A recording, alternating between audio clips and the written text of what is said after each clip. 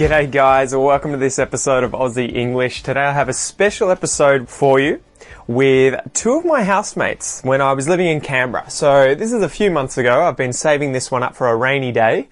And today I get to chat with my housemates, my old housemates, Luma and Artur. So these guys are from Brazil. And I thought it would be a good excuse to sit them down and tell me their story about how they ended up down under, right? So you'll get to hear about why and how they moved to Australia, the challenges of learning the language, different accents, and obviously how they got work and what visas they're on and all that kind of jazz, okay? Also, I just want to mention that this is going to obviously be Sunday's episode. So I have been busting my ass working on episode 500 all week, which came out, I think, on Thursday, maybe Wednesday, Thursday. And I lost track of time and didn't have enough time to also make an expression episode. So that is why this one is out today on a Sunday instead of an expression episode, though I will try to get one out next week. But I'm also tinkering with a few different things to see what I can do on the podcast to really jazz things up, to do things differently. So anyway, thanks for your patience. Thanks for your understanding, guys. I really appreciate it. Before we get into the episode, guys, this episode is brought to you by the Native English course. So this course is aimed at intermediate students wanting to get to an advanced and more natural level in their English. You will save 15% with the coupon Aussie, that's AUSSIE, when you go to the website lingova.com. That is LINGOVA.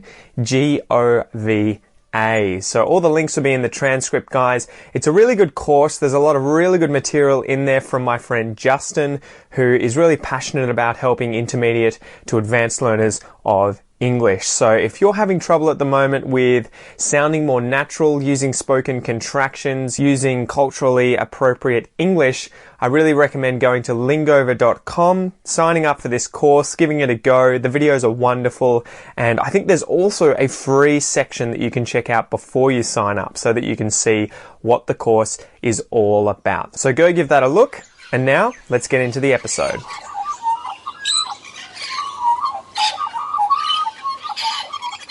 G'day guys, welcome to this episode of Aussie English. Today I have a special interview with my housemates, Luma and Arthur.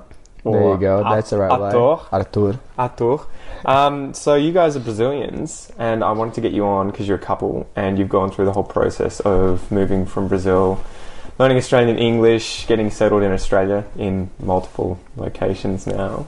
And so I thought it would be good to have you on the podcast for anyone who's going to be going through the same kind of situations, I guess. So let's just start at the start. Why Australia? What made you guys decide, like, we want to move to this place with kangaroos and people with difficult accents? Yeah. So, hi Pete. Hello.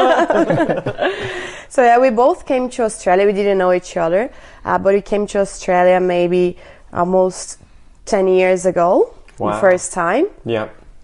Just traveling or spending, like, he came to spend, I don't know, 6 months here? 3 months. And this, this was before you guys had met. Yeah, That's it. exactly. Independently, you'd both. Yeah. Independently, by ourselves, yeah. I came here in 2006, Yeah. and my brother used to live in Sydney with my brother and my sister-in-law. That's right. Gotcha. And they used to live in Sydney, and then I came over just to spend 3 months as the holidays. And then I fell in love with Australia straight away. What was it about Australia, though? It was about the lifestyle, the warm weather, the people, the surf, the lifestyle, pretty much. And then I had to go back to Brazil. I was still in the college, and then ever So was since, that 6 months to study English? 3 months. 3 months. Just for holidays, actually. Okay. But I had to learn English somehow because I was working as a labor, even though I was 16. Jesus. And then I had to go back home, Yeah. and then I went through the whole uni process.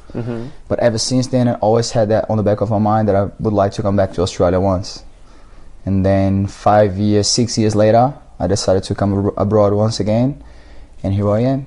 What about you, Luna? Yeah. I came, I don't remember exactly the year, but I was 18 and I was in the middle of my university.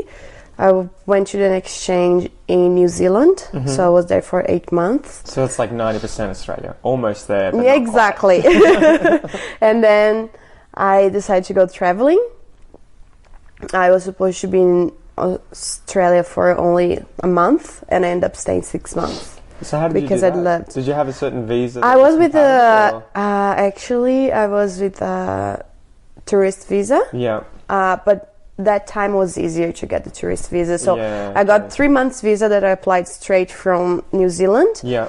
And then once this one was finishing, I applied from Australia to another 3 months visa. Okay. But I believe that nowadays it's much harder to do it. And so what happened after that? You went home to Brazil? And then I went home, finished my university, Yeah. was building my career back in Brazil, and then I was like, no, I want to go back to Australia. I always felt, I love Brazil, it's my country, but I felt that the problems that we have in Brazil is what we don't have here, and what makes life much easier. Life quality that you have here in Australia, you can't compare. So what are the biggest differences though with regards to quality of life? Like what, and I guess too, aside from that, what makes you come straight after university? Because that seems like it's probably the hardest time to move, because you've just, graduated, you have your career going. Because Kel did exactly the same thing, where she was a journalist, worked for a few years after her degree, and then left it all to come to Australia and effectively start from scratch. It seems like a lot of Brazilians are doing that. Yeah. So what are the biggest differences between Brazil and Australia? I feel that in Brazil you kind of, you finish your high school, you need to go straight away to university. Yeah. It's more cultural than here in Australia, when a lot of people, once they finish their high school, they can have their own time to decide what they want to do in their lives. And they tend to go overseas. Yeah, and then they go overseas, and then once they're back and they know exactly what they want to do, then they start doing uni, or they can even do some technical course. But in Brazil it's really rare.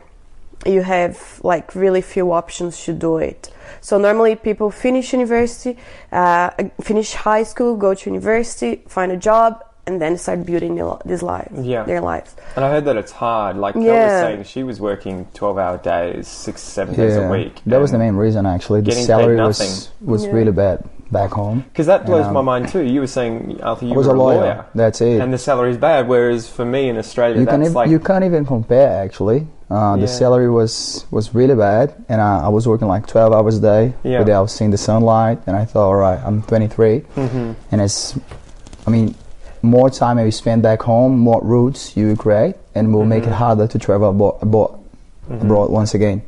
So I thought, all right, that's the right time to do it. Otherwise, it's going to get harder. Eventually, I'll get married, or that's pretty much the process that you plan out.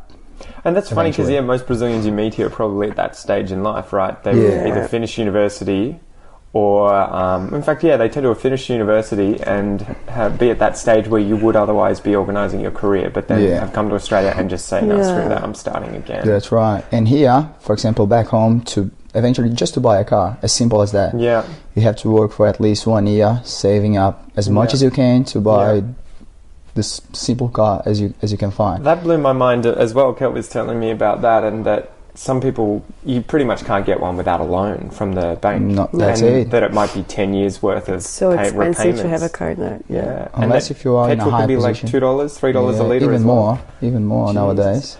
Because that's something we take for granted. But so did that blow your mind when you guys both came to Australia and you saw that things were completely differently here, at least with regards to all these things that previously you would have thought were out of your reach, or at least very difficult to get? Did that shock you to some Well, degree? I need to say my experience back in Brazil was a little bit different. I was building my career and I was actually getting paid well. Yeah. So I couldn't really complain, like, for just finishing graduation and be able to work in a big company and getting paid a good money. But then you feel that I was really young. I was 23 and started like, okay, I still have so many years to do exactly this what I'm doing now. And what I feel here in Australia, it's much easier for you to get all these things, but you need to work hard. Yeah. It's not like everyone thinks, I'm going to arrive in Australia and I'm going to have the dream life. It's not like that. The life, at the same time you get paid really well, your life cost is high as well. Yeah. But in the same time, you feel that's fair. Yeah, because it pays off. Exactly. You get everything basically from the government. Even if you're still not Australian, you feel safe in the country. You know that with the money that you get, even working as a waitress or a cleaner or whatever you do, you're able to survive. Exactly. And then start saving money and doing your things. When in Brazil, if you don't have a university or anything, it's just like, if you don't have your family, Yeah. it's almost impossible. That's one of those things I was chatting to Kel about recently. I keep mentioning her because this is our connection with Brazil, but I feel like it's sort of a double-edged blade where in Australia you can rely on the government for a lot more, so you don't have to rely on your family for much. And so those connections aren't there as strong. Like, if you don't just decide to live in the same place as your family, you might, not really see them very often, or you don't need to rely on them for anything. And so it's kind of like we live in a society that's so good today that our familial and social connections aren't as strong because we don't need them. Yeah. So Exactly. it's a double-edged blade. But what surprised you about cost of living here in Australia too? Are there things that were more expensive, things that were less expensive, things that shocked you, or was it just like you sort of got what you expected when you came? I think the main point would be the rent. The rent in Sydney is quite In expensive. Sydney, that's the thing. most So expensive place in it Australia. shocks Yeah. you straight away. But as soon as you start working, you realize that you have enough money to organize yourself. But if you compare the rent in Sydney, let's say, when we came from, and compare back home, it's extremely high. Yeah. You wouldn't think that it's affordable, but once you start working, then building up your own budget, you can easily deal with that. What did you think of certain jobs too, like being a waiter or even being a tradie, being jobs where you can actually make quite a bit of money? Yeah, that's right. It depends how keen you are to learn something new. Yeah. And I think it's amazing as well. Like is. it's fair to everyone. I don't believe that you need to have a degree to be someone and get paid well. You're all doing a job, and you need to be valuable. Like, it's still a hard work. It's still you need to have your knowledge.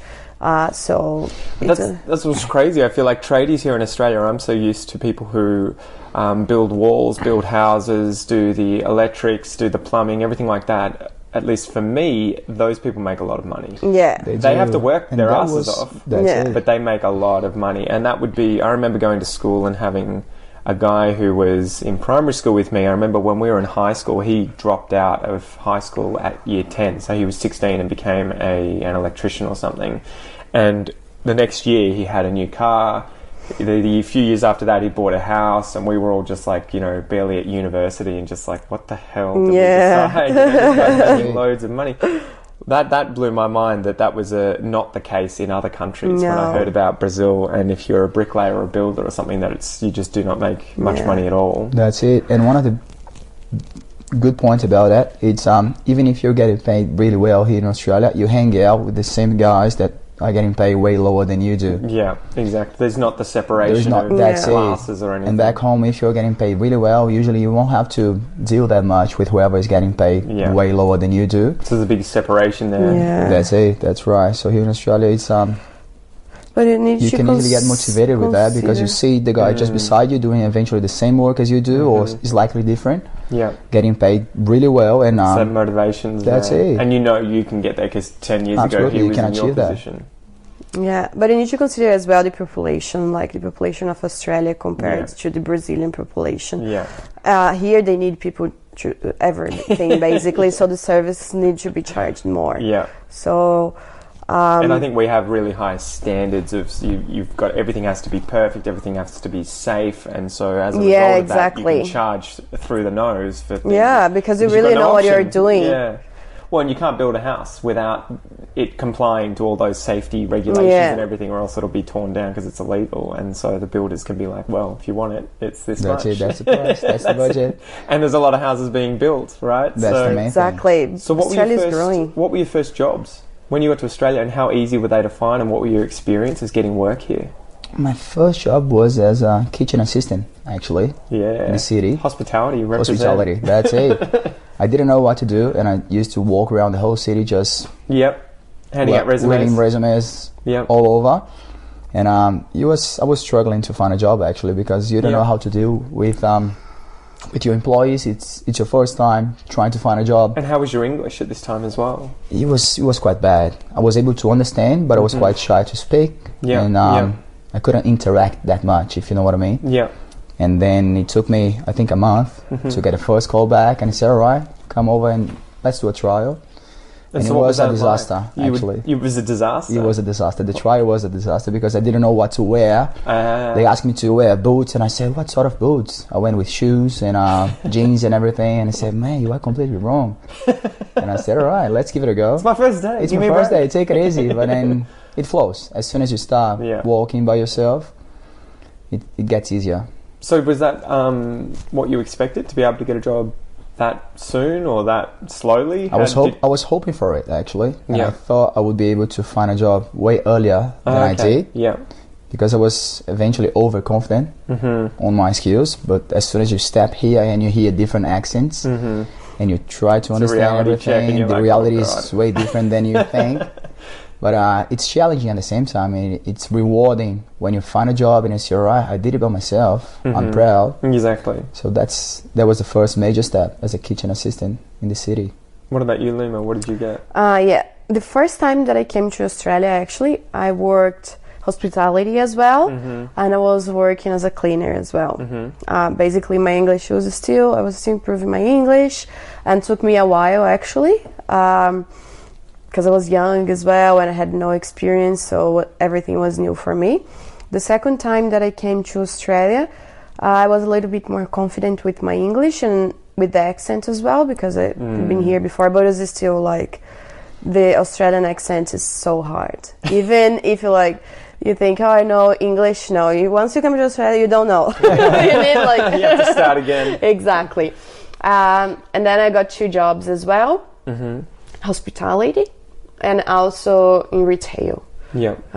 Was my first experience with retail as well. And it was winter, so to everyone that comes to Australia, winter is harder to find a job in the main cities because summer is like the tourists, so they need more people. Yeah, especially in hospitality. Yeah, exactly. So it took me a month as well to find a job. And I was a little bit desperate because I didn't have much money as well. I had my course to pay and all the life cost here, that's not easy, but once I got the first job, I got the second one as well, and everything worked well. Everything fell into place. Yeah. How did you get it though? Did you do the same thing as Arthur? The same thing. I just did 2 different kinds of resumes. One more to hospitality because I would say it's the easiest way for you to step in any kind of jobs here in Australia is hospitality, and then I did a different one to try retail as well because I still wanted a place that because of the hours flexibility as well. I was studying and I thought that with retail I would practice my English a little bit more as well. Exactly. So there is one point that we should be proud of ourselves as Brazilians. Yeah. Like if you step in here by yourself, right, and you don't know what to do, you don't know where to go, but you get a chance to meet somehow a Brazilian community. They know what you've gone through to get here, and they know how much you are looking for or you are trying to achieve your position, so they will help you out somehow. Yeah. And I've been talking to a lot of different friends from all over the world, and Brazilians, they have this strong bond to help each other. So if you're struggling to find a job, you can make sure that if you find a Brazilian, they will help you out. Especially somehow. those Facebook groups, right? That's amazing. groups. About 10 years ago you wouldn't have had that, but nowadays Facebook groups is That's where it's it. at, right? Yeah. If you need help, you need to sell something, buy something, find a job. So that's the point that we should be proud of ourselves, like helping each other. Yeah, that's true. It happens often. But it at the is funny that same, there is such a strong community, but do you have to sort of take care not to fall too deeply into that community? that's what I was going to That say. it might become a trap. Yeah. If you stick together for a long time, and because I was talking with you like a few days ago, you can easily live your life in Australia or at least Get in Sydney. comfortable, right? Yeah. Get comfortable without talking English. Without getting to know a different language. Yeah. You can, do pretty much everything without, not everything, but if you don't have the wish, it's becoming easier and easier to that's avoid it. using You can English. work with Brazilians. Yeah. You can, And that's the double-edged blade again with multiculturalism, right? Once you get to a certain threshold where there are so many people from every country, it is sort of becomes very, very easy to avoid having to interact with the locals or learning the language. There's a fine line, and you must be aware of that. So what advice would you guys have for people who are coming from Brazil or any other country where there is a big community in Australia and you first get here? How do you sort of balance interacting with that community to help you, but at the same time not falling in too deeply with it so that you don't, you know, spread your wings and get a job and speak English and integrate? I would say the main thing would be like stay aware about where you are stepping in. Yeah. As soon as you first get here, somehow you need to interact with people from back home. Yeah. Just to get used, to get some tips, to know where to go, what to do. Otherwise it feels like solitary confinement. Otherwise that's right? it. Otherwise it becomes 10 times harder. Yeah. But just stay aware, because we are here for a reason, right? And the number one reason for all of us mainly is to learn a new language. Yeah. Pretty much. So just don't get too comfortable. Don't get too comfortable. If you notice you're living with Brazilians and you're only speaking Portuguese majority of the time. You don't have to go out of your comfort zone, let's say, to learn English. You can easily do it at home. Yeah. Like watch some movies with subtitles. Yeah. Research. You have YouTube. You have like amazing YouTube teachers as you do. Yeah. Good plug. Check me out on YouTube.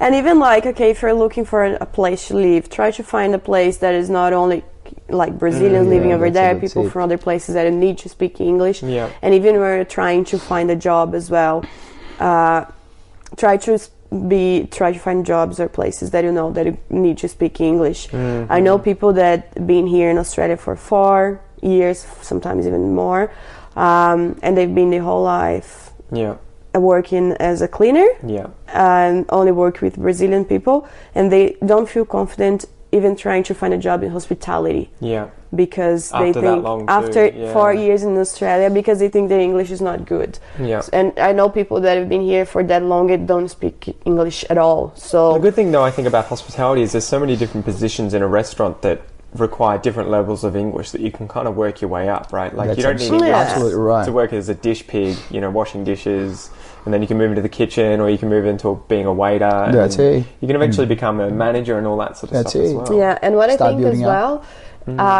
it's even bad, like as a Brazilian coming here, only, for example, if you go somewhere, you only be speaking Portuguese.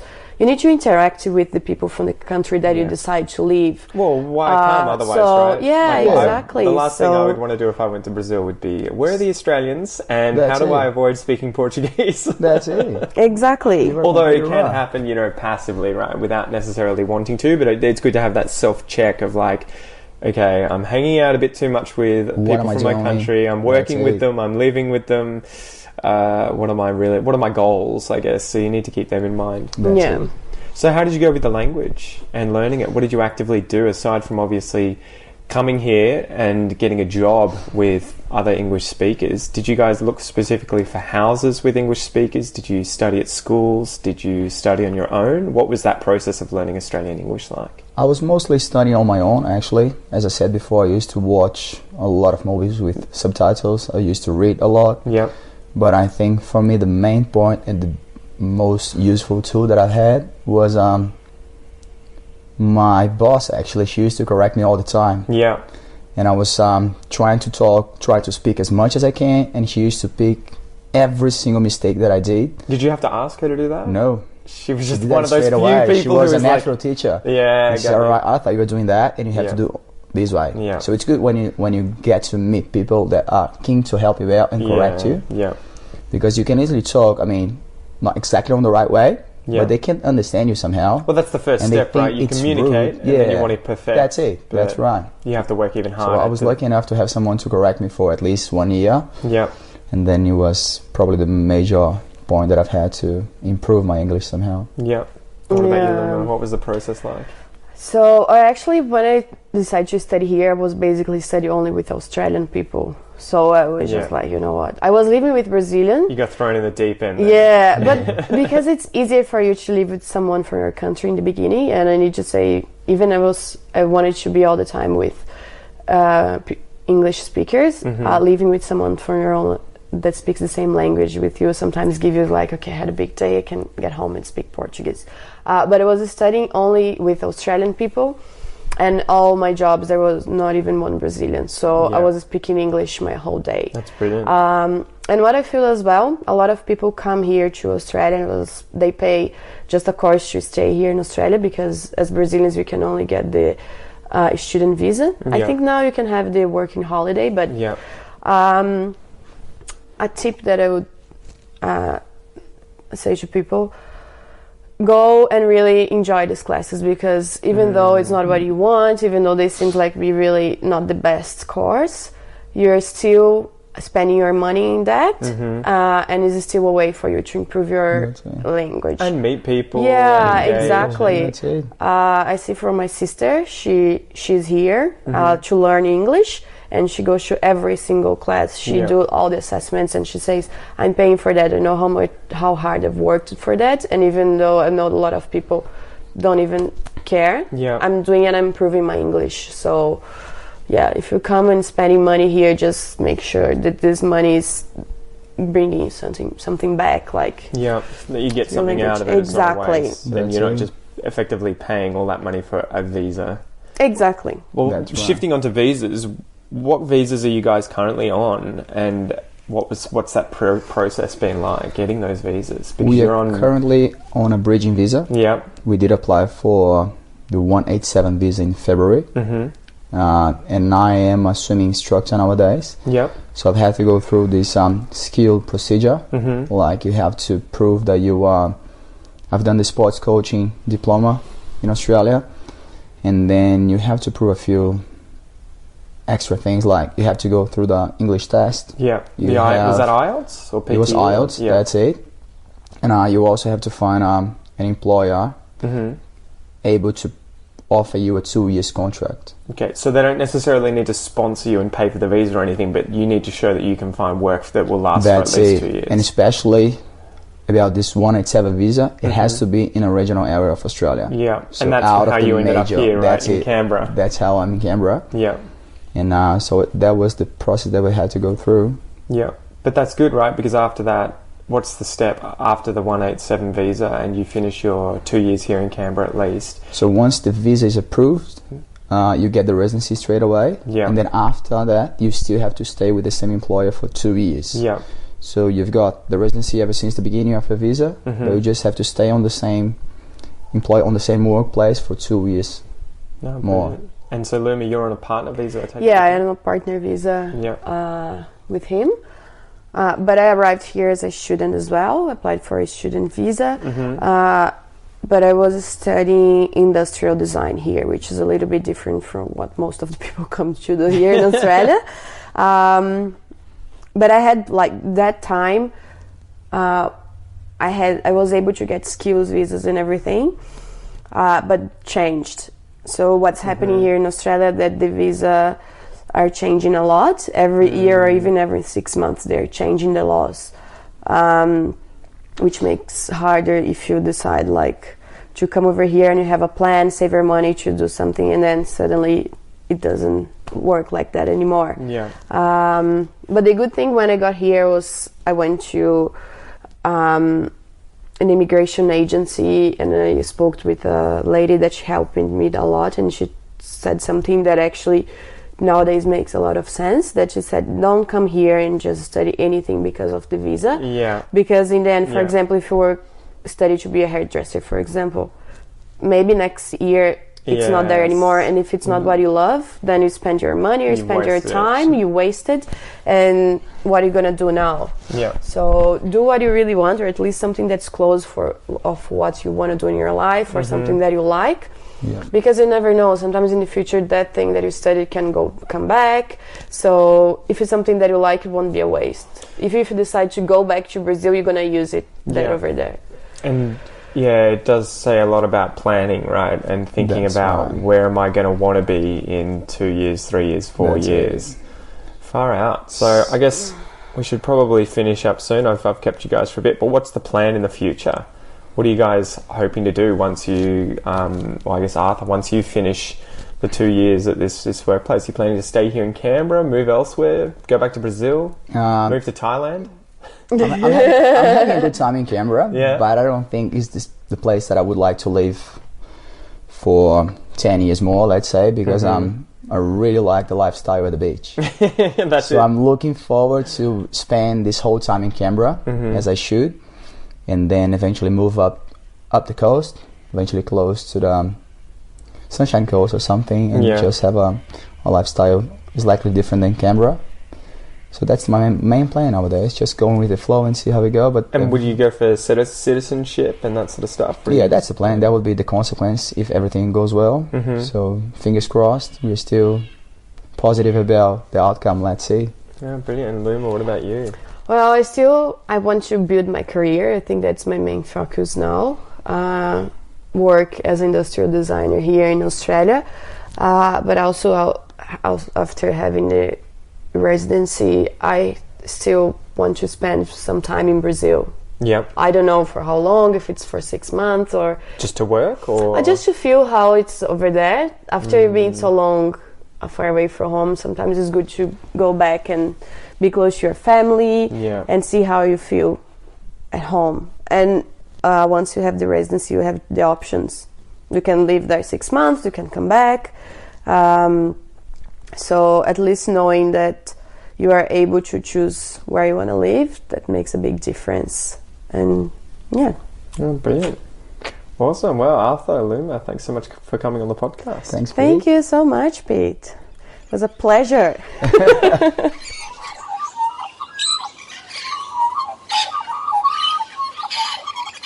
Awesome. Well, that is it for today, guys. Thank you so much for joining me.